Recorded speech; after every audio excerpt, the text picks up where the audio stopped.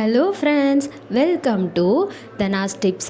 இன்றைக்கி நம்ம வெண்டைக்காயை வச்சு டேஸ்டியாக ஒரு ஈவினிங் ஸ்நாக்ஸ் வெண்டைக்காய் சிப்ஸ் எப்படி பண்ணுறதுன்னு பார்க்கலாம்.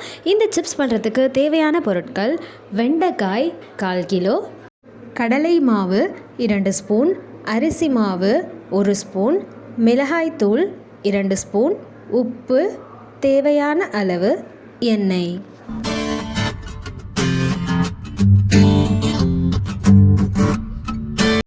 வெண்டைக்காயோட நுனி பகுதியையும் அடிப்பகுதியையும் கட் பண்ணிவிட்டு வெண்டைக்காயை இந்த மாதிரி நீளமாக கட் பண்ணி எடுத்துக்கலாம். வெண்டைக்காய் எல்லாத்தையும் நீளமாக கட் பண்ணி முடித்ததுக்கப்புறம் நம்ம சிப்ஸுக்கு தேவையான அளவு உப்பு, மிளகாய்த்தூள், அரிசி மாவு, கடலை மாவு 4த்தையும் சேர்த்துட்டு நல்லா மிக்ஸ் பண்ணி விட்டுக்கலாம்.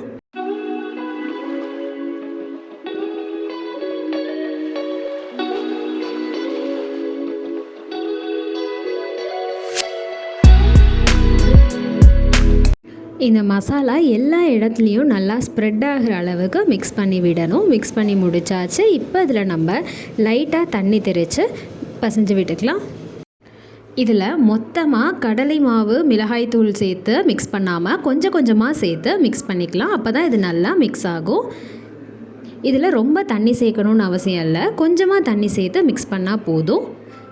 இப்போ பார்த்திங்கன்னா நம்ம மிக்ஸ் பண்ணி முடிச்சாச்சு. இதில் ரொம்ப தண்ணி இல்லை. கடாயில் பொரிக்கிறதுக்கு தேவையான அளவு எண்ணெய் விட்டுக்கலாம்.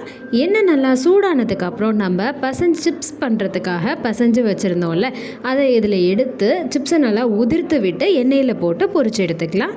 எண்ணெயில் பொரிக்கும் போது அடுப்பு ஹை ஃப்ளேமில் வைக்க வேண்டாம், சிம்மில் வச்சே நம்ம பொரிச்சு எடுத்தால் போதும். அப்போ தான் வெண்டைக்காய் நல்லா வேகும்.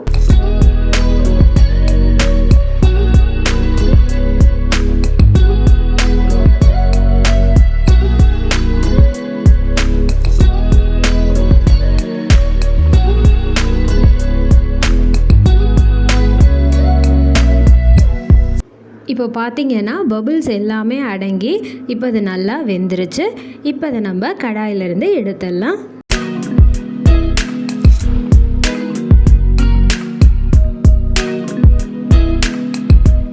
இதே மாதிரியே கொஞ்சம் கொஞ்சமாக எல்லா வெண்டைக்காயையும் கடாயில் போட்டு எடுத்து பொரித்து எடுத்துடலாம்.